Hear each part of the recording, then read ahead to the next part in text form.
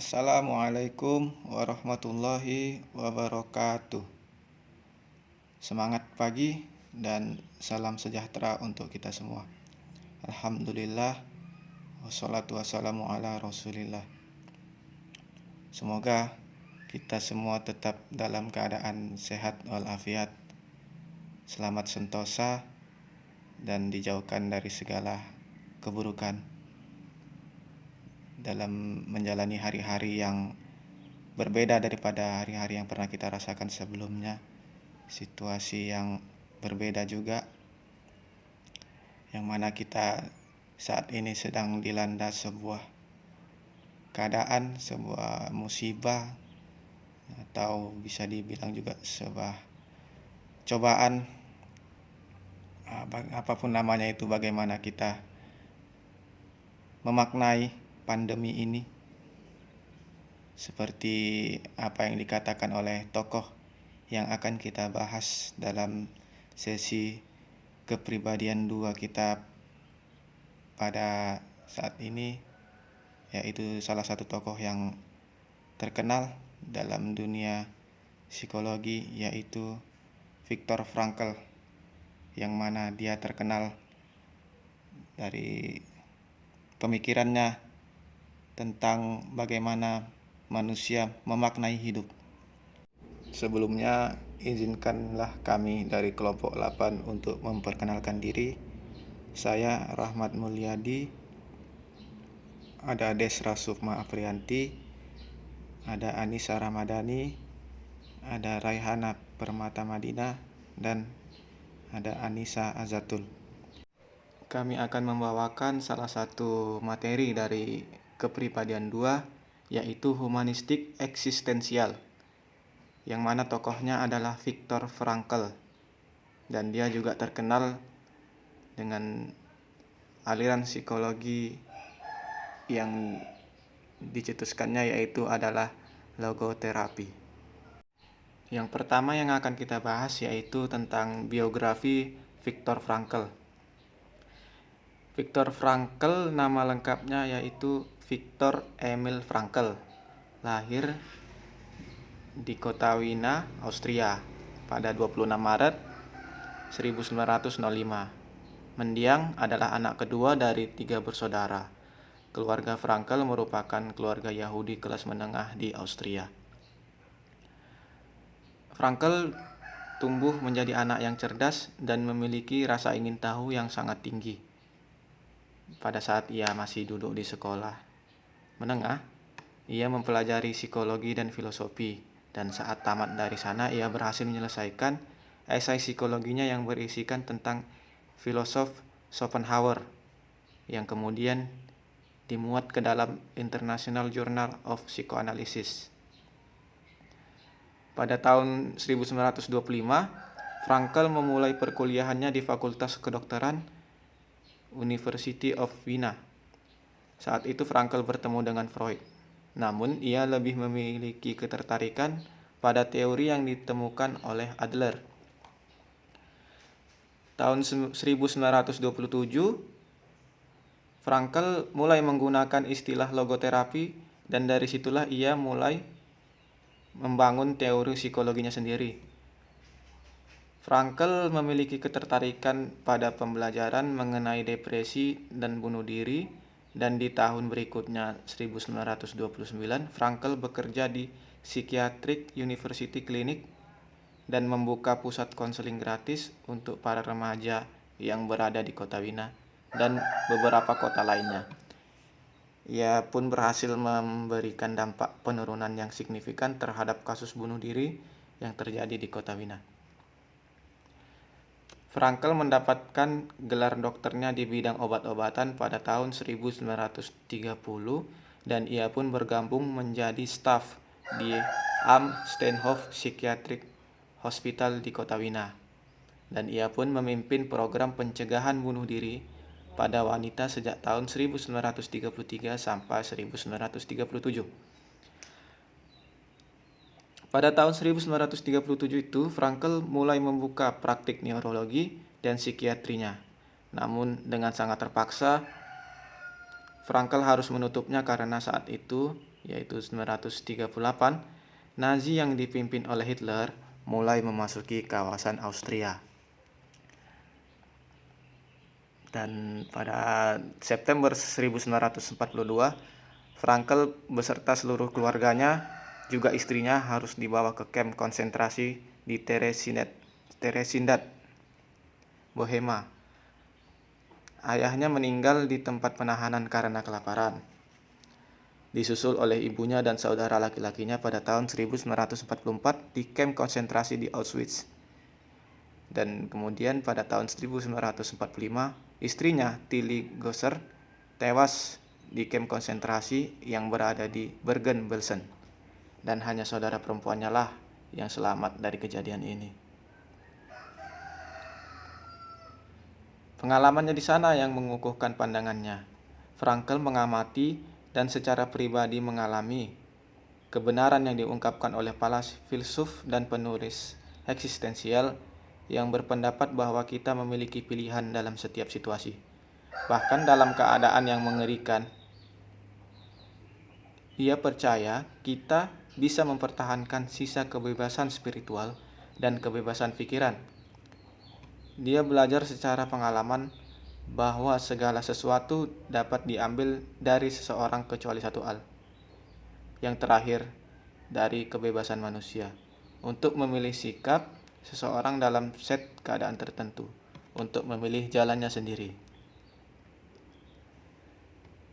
Viktor Frankl suka mengutip perkataan dari Nietzsche, sebagaimana dalam salah satu bukunya yang terkenal, yaitu Man's Search for Meaning, yaitu manusia mencari makna. Dia mengutip kata-kata Nietzsche, yaitu dia yang memiliki alasan untuk hidup dapat menanggung hampir apa adanya. Frankl berpendapat bahwa kata-kata itu bisa menjadi moto untuk semua praktik psikoterapi. Kutipan lain dari Nietzsche yang tampaknya menangkap esensi dari pengalamannya sendiri, yaitu tulisannya, "Itu yang tidak membunuhku, membuatku menjadi lebih kuat." Frankl mengatakan bahwa Freud memandang manusia termotivasi oleh kehendak untuk kesenangan, dan Adler, katanya Frankl, berfokus pada kehendak untuk berkuasa. Sedangkan bagi Frankl sendiri, motivasi yang paling kuat bagi manusia adalah kehendak untuk bermakna. Viktor Frankl meninggal pada usia 92 tahun, yakni pada 2 September 1997, yang diketahui penyebabnya adalah akibat dari serangan jantung. Ia pun dimakamkan di kota Wiener Zentralfriedhof, Wiener, Austria. Baiklah, saya Desra Sufma akan melanjutkan pembahasan mengenai teori-teori yang mendasari terapi. Teori dan terapi yang dikemukakan oleh Frankl lahir dari pengalaman pahit yang ia rasakan selama menjadi tawanan di kamp konsentrasi Nazi. Hal ini membuat Frankl memiliki pemikiran bahwa mereka yang tetap berharap bisa bersatu dengan orang-orang yang dicintai, mereka yang merasa punya sesuatu yang perlu dituntaskan di masa depan, mereka yang punya keyakinan kuat, ternyata masih punya kesempatan lebih banyak daripada mereka yang kehilangan harapan. Ia menyeimbangkan pandangan fisiologis dengan perspektif spiritual dan menganggap ini adalah langkah penting dalam mengembangkan terapi yang lebih efektif. Hati nurani menjadi salah satu konsep utama Frankl. Hati nurani adalah semacam spiritualitas alam bawah sadar. Hati nurani adalah inti dari keberadaan manusia dan sumber integritas personal manusia. Hati nurani sangat intuitif dan bersifat pribadi. Makna hati nurani menurut Frankl ada 3. Yang pertama merupakan pemahaman diri yang bersifat pra-reflektif dan ontologis. Yang kedua merupakan kearifan hati. Yang ketiga merupakan sesuatu yang lebih sensitif dibanding sensitivitas rasio. Makna hidup.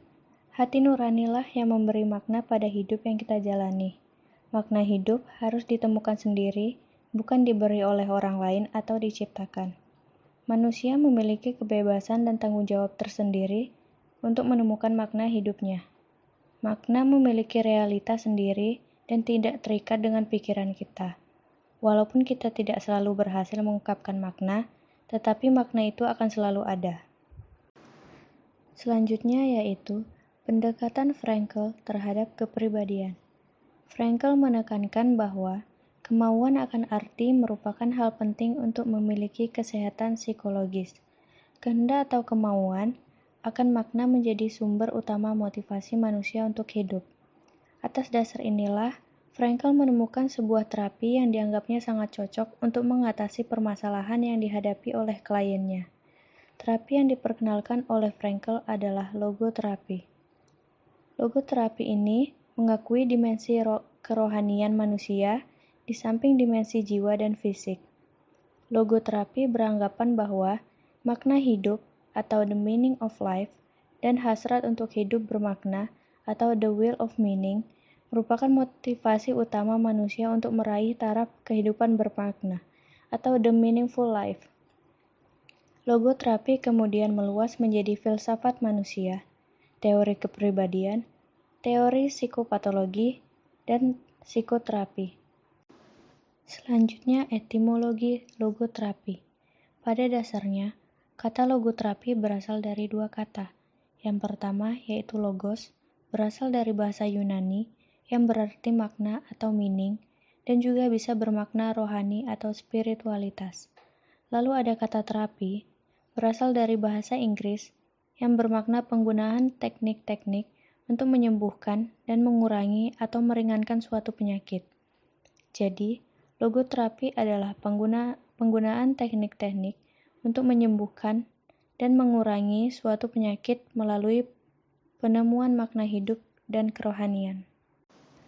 Menurut Frankl, logoterapi tidak menyikapi setiap penderitaan klien, termasuk dalam hal kematian, secara pesimistis, tetapi secara aktif. Sebagaimana yang telah diungkapkan oleh Frankl bahwa logoterapi adalah pendekatan optimis terhadap kehidupan. Karena mengajarkan hal itu, maka tidak ada aspek tragis dan negatif yang tidak dapat ditanggung oleh seseorang, sehingga kemudian dapat ditransformasikan menjadi pencapaian yang positif. Baiklah, saya Nisa Ramadhani. Saya akan melanjutkan presentasi yang berikutnya. Landasan logoterapi. Logoterapi dilakukan berdasarkan kepada landasan yang kuat, dan terdapat teori yang menjadi landasan terbentuknya logoterapi. Landasan tersebut dibagi menjadi 3 bagian. Yang pertama, freedom of will, kebebasan atas kemauan. Menurut Frankl, meskipun kondisi luar atau ekstrinsik dari individu mempengaruhi kehidupannya, namun individu bebas memilih reaksi dalam menghadapi kondisi-kondisi tersebut.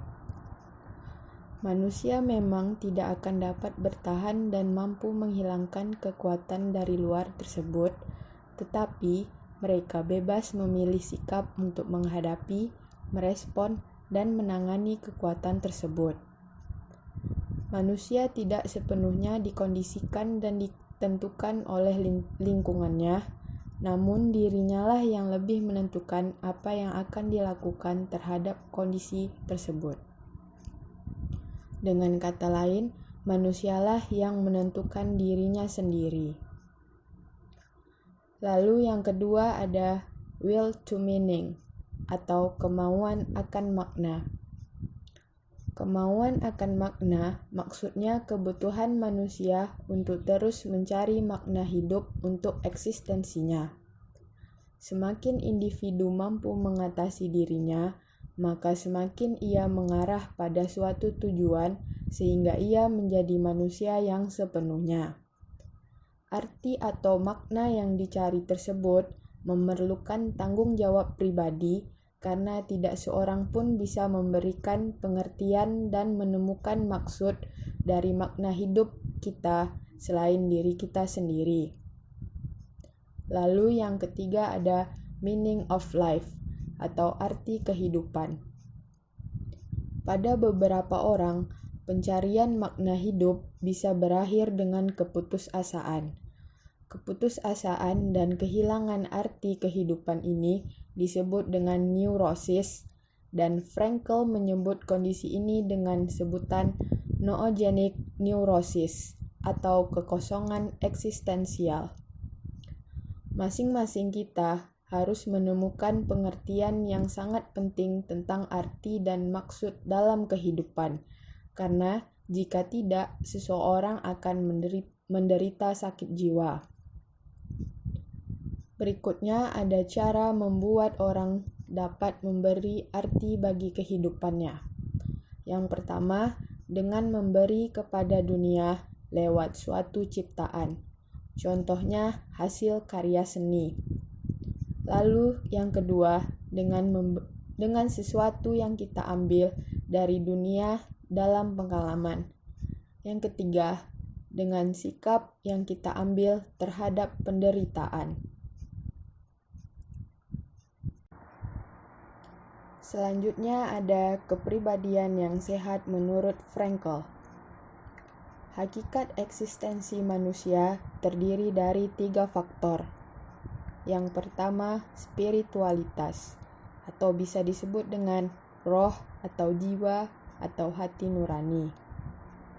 Lalu yang kedua ada kebebasan.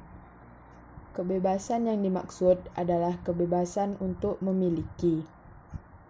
Kebebasan tidak ditentukan oleh faktor non-spiritual, seperti insting, warisan nilai khusus, dan lingkungan sosial. Orang yang tidak memiliki kebebasan adalah mereka yang berprasangka atau sangat neurosis sehingga menghambat pemenuhan potensinya. Lalu yang ketiga ada tanggung jawab. Seseorang tidak hanya bebas untuk memiliki, tetapi harus bertanggung jawab atas pilihannya sendiri. Orang yang sehat akan memikul tanggung jawab. Berikut ciri-cirinya. Yang pertama, menggunakan waktu keseharian mereka dengan kegiatan yang bermanfaat. Lalu yang kedua, melakukannya dengan penuh tanggung jawab. Yang ketiga, mempertahankan agar karya-karya mereka tetap berkembang. Yang keempat, meskipun mereka tahu bahwa kehidupan itu sangat singkat dan fana, mereka tetap menjalankannya dengan penuh perhatian. Suatu kehidupan yang penuh arti ditentukan oleh kualitasnya, bukan oleh usia dan panjangnya kehidupan. Tanpa spiritualitas, kebebasan, dan tanggung jawab, maka tidak mungkin seseorang menemukan arti dan maksud dalam kehidupannya. Baiklah, saya Rehana Permata Madina akan menjelaskan sedikit tentang dorongan yang mendasari kepribadian yang sehat. Dalam pandangan Frankl, dorongan utama dalam kehidupan adalah bukan diri sendiri, melainkan makna atau arti. Menjadi manusia sepenuhnya berarti mengadakan hubungan dengan seseorang atau orang lain di luar diri sendiri dengan menemukan makna. Arti kehidupan sungguh istimewa, khas, dan unik bagi setiap individu. Karena tugas-tugas yang dikerjakan seseorang, nasib-nasib yang menimpa seseorang adalah unik, maka setiap orang harus menemukan caranya sendiri untuk memberikan respon. Kita harus menemukan arti kehidupan yang cocok untuk diri kita masing-masing. Pada situasi yang berbeda, kita harus menemukan arti kehidupan yang berbeda pula. Selanjutnya ada nilai-nilai yang berhubungan dengan arti kehidupan. Menurut Frankl, ada 3 sistem nilai yang berhubungan dengan cara memberi arti kehidupan. Yang pertama ada nilai-nilai daya cipta atau kreatif. Yang kedua ada nilai-nilai penghayatan. Yang ketiga ada nilai-nilai sikap. Di mana yang dimaksud dari nilai-nilai daya cipta ialah seperti misalnya kita memberikan sesuatu yang berharga dan yang berguna pada kehidupan, serta berkarya, bekerja, mencipta dan melakukan hal-hal yang bermanfaat pada lingkungan. Nilai ini dapat diwujudkan dalam aktivitas kreatif dan produktif dalam semua bidang kehidupan. Sebuah arti diberikan kepada kehidupan melalui tindakan yang menciptakan suatu hasil yang kelihatan, atau ide yang tidak kelihatan, atau dengan melayani orang lain. Seperti misalnya, ketika kita menjadi musisi, kita dapat menciptakan, kita dapat berkarya, dan kita dapat bekerja, sehingga kita menghasilkan sebuah karya seni. Yang selanjutnya ada nilai-nilai penghayatan, di mana nilai ini dilakukan dengan mengambil sesuatu yang bermakna dari lingkungan luar, lalu kita mendalaminya. Mendalami nilai-nilai penghayatan berarti kita mencoba memahami, meyakini, dan menghayati berbagai nilai yang ada dalam kehidupan, seperti kebijakan, keindahan, cinta kasih, kebenaran, dan keimanan. Menghayati cinta misalnya dapat memberikan kepuasan, ketentraman, perasaan diri bermakna dan bahagia. Mungkin pada sistem yang ini dapat diberikan contoh seperti ketika seseorang jatuh cinta, lalu kita akan dapat sebuah kepuasan, kita dapat rasa nyaman, kita tentram, sehingga kita bahagia dan merasa bermakna. Selanjutnya ada nilai-nilai sikap. Frankl percaya bahwa nasib kita yang objektif tidaklah menyenangkan atau mengecewakan secara terus-menerus, tetapi akan berganti-ganti. Situasi yang sangat buruk yang menimbulkan keputusasaan merupakan situasi yang memberikan kita kesempatan yang sangat besar untuk menemukan arti. Frankl juga percaya bahwa situasi yang menimbulkan nilai sikap adalah situasi di mana kita tidak mampu untuk mengubahnya atau menghindarinya, dan satu-satunya cara yang rasional untuk memberikan respon kepadanya adalah menerimanya. Seperti bagaimana kita menerima nasib yang telah kita dapat, menerima takdir kita, mungkin juga keberanian kita dalam menahan penderitaan, dalam menahan cobaan, dan sebagainya. Assalamualaikum warahmatullahi wabarakatuh. Saya Anissa Zatul Jana dari kelompok 8. Adapun 10 sifat kepribadian yang sehat menurut Frankl. Yang pertama, bebas memilih tingkah laku dan tindakan sendiri. Yang kedua, secara pribadi bertanggung jawab terhadap tingkah laku hidup mereka dan sikap yang mereka anut terhadap nasibnya. Yang ketiga, tidak ditentukan oleh kekuatan-kekuatan di luar dirinya. Yang keempat, telah menemukan arti dalam kehidupan yang cocok dengan diri mereka sendiri. Yang kelima, secara sadar mengontrol kehidupan. Yang keenam, mereka mampu mengungkapkan nilai-nilai daya cipta, nilai-nilai pengalaman atau nilai-nilai sikap. Yang ketujuh, mereka telah mengatasi perhatian terhadap diri. Yang kedelapan, berorientasi kepada masa depan. Maksudnya ini tanpa kepercayaan terhadap masa depan, maka pegangan spiritual pada kehidupan akan hilang. Akibatnya jiwa dan badan cepat mengalami kebinasaan. Orang harus memiliki alasan untuk menyelesaikan tujuan yang akan datang. Jika tidak, maka kehidupan akan kehilangan arti. Yang kesembilan, ada komitmen terhadap pekerjaan. Salah satu cara untuk memperoleh arti adalah dengan mengungkapkan nilai-nilai daya cipta yang dapat diungkapkan dengan baik secara yang baik melalui pekerjaan. Seseorang menemukan arti melalui pekerjaan, bukan di dalam pekerjaan itu sendiri. Yang ke-10, ada memberi dan menerima cinta. Dalam hubungan cinta yang timbal balik, kedua pihak beruntung dalam hal pemenuhan dan realisasi diri yang lebih besar dari potensi mereka untuk menjadi manusia yang lebih penuh. Yang terakhir ada komponen-komponen dalam konseling logoterapi. Dalam logoterapi, usaha meningkatkan kesadaran atau kualitas dan kemampuan pribadi seperti pemahaman diri, pengubahan sikap, pengarahan diri, tanggung jawab, komitmen, keimanan, cinta kasih, hati nurani, dan penemukan makna hidup. Selain itu, konseling didasarkan pula atas rasa tanggung jawab untuk mengubah sikap dan perilakunya menjadi lebih baik dan lebih sehat serta bermanfaat bagi dirinya dan lingkungannya. Adapun tahapan konseling logoterapi yaitu yang pertama tahap building report. Tahap building report mencakup perkenalan dan pembinaan hubungan baik dengan klien. Kriterianya menciptakan suasana nyaman untuk konsultasi dengan pembina raport yang makin lama makin membuka peluang untuk sebuah encounter. Inti sebuah encounter adalah pengarahan kepada sesama manusia, ketulusan hati, dan pelayanan. Percakapan dalam tahap ini justru tak jarang memberikan efek terapi bagi konseli. Yang kedua, tahap penggalian masalah. Pada tahap ini, konselor mulai membuka dialog mengenai masalah yang dihadapi konseli. Beberapa dengan konseling lain yang cenderung membiarkan konseli sepuasnya mengungkapkan masalahnya.